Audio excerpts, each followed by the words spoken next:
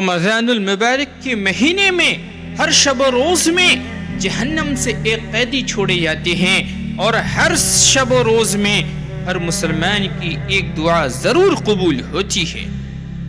نبی کریم صلی اللہ علیہ وسلم کا ارشاد ہے کہ رمضان المبارک کی ہر شب و روز میں اللہ کے یہاں سے یعنی جہنم سے قیدی چھوڑے جاتے ہیں، اور ہر مسلمان کے لیے ہر شب و روز میں ایک دعا ضرور قبول ہوتی ہے۔ بہت سی روایات میں روزے دار کی دعا کا قبول ہونا وارد ہوا ہے۔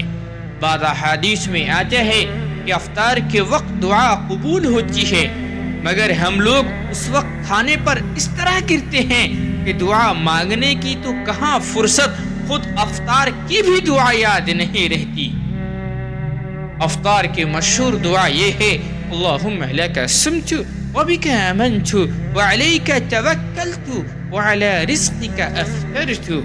اے اللہ، تیرے ہی لیے روزہ رکھا اور تجھی پر ایمان لایا ہوں، اور تجھی پر بھروسہ ہے، تیرے ہی رزق سے افطار کرتا ہوں۔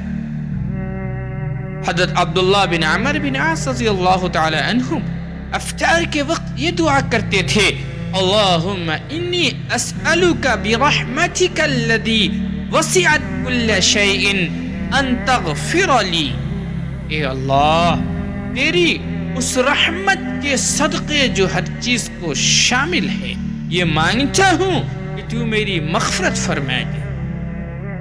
بعض کتب میں خود حضور اقدس صلی اللہ علیہ وسلم سے یہ دعا منقول ہے: یا واسع الفضل اغفر لی، اے وسیع عطا کرنے والے میرے مغفرت فرما۔